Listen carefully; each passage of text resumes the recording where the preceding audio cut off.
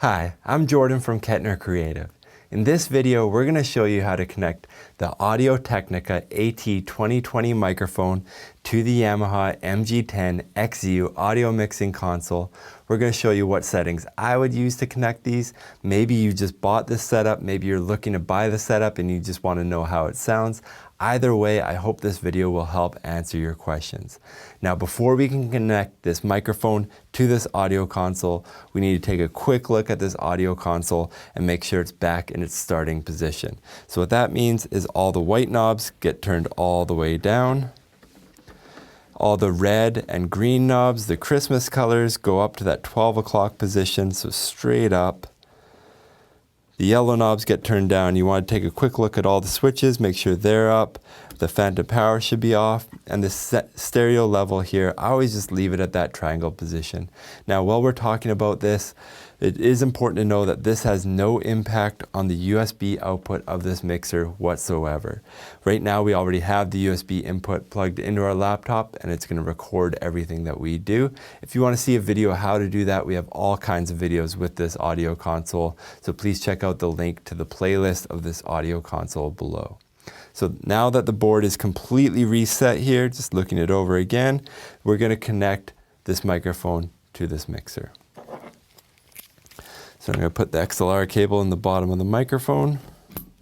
Then I'm going to connect it into channel 1 of this audio mixer. Once it's connected, I'm going to turn on phantom power.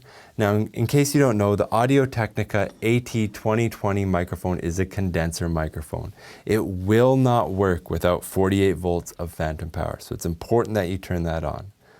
Next, we're going to move this level up to this triangle position here, and then we're going to increase the gain until we see signal coming up in the level here. So you can see here that it's kind of off. That means our pan isn't perfectly straight. It wasn't even side to side there, so I just corrected that. So now we can see that we're hitting 0 on the meter. So if we're live streaming, we want to get as close to 0 as we can without peaking. You never want to go past 0. If we're recording a podcast or something like that, you can be way more conservative. You can set your peak to -18, -12, -6. You definitely just want to add more headroom if you have the option to, because you cannot risk peaking. If you hit 0, you're going to clip and you're going to experience some audio degradation. So you need to be below 0. So I'm going to reduce my gain a little bit here. We're going to pretend that we're just recording a podcast, so I'm not super concerned with getting all the way up to 0. I'm more concerned with being safe here. Next, let's talk about the compressor.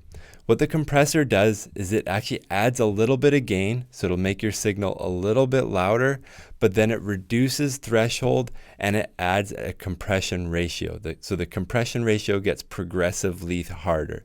What that means is when the audio surpasses the threshold, so we lower the threshold, then it will get compressed at a ratio of something between 1:1 to 1:6, depending on where we're at with this compressor. So I like to turn this compressor up to about 1/3. I find that just makes the audio a little bit more predictable without getting too aggressive. Also on this microphone, we maybe want to consider adding a high pass filter. What a high pass filter does is it'll wipe out everything below 80 Hertz, which will just clean up the voice. This is very common for vocal microphones, so I'm going to turn that on now so you can hear how that sounds. Other than that, for EQ, I like to leave it as flat as possible. I like EQing things if I'm in a live environment, but if I'm podcasting or live streaming, I want somebody to hear the full volume of voice coming from me. There's no real reason to be notching out frequencies, I don't think. And the pan can stay flat as well. So there we have it. We're driving a signal. It's up to -6 again, so I'm just going to dial the gain down just a little bit just to make sure that we're safe. But this is what this microphone sounds like when we're plugged into this audio mixing console with the 80 Hertz high filter or high pass filter put on and a little bit of compression. But I don't think you really need to do more than that. Next, we're just going to throw this foam wind cover on it just so you can hear how this sounds in comparison to leaving the microphone plain as it is out of the box. So what this foam filter will do for you is it'll add a little bit of plosive protection. I think that's really important, especially for live stream and podcasts. This makes it when you say something like Pink Panther right into the microphone that it is clear and it doesn't shake the diaphragm of the microphone itself. That can be super distracting. A couple other notes for this microphone is there is a very obvious front and a back. It is a side address microphone, which means that you speak into the front of it. You don't speak into the top like you would a Shure SM58 or something like that. The back side does say back, so you want to make sure that you're reading Audio Technica on the front of the microphone.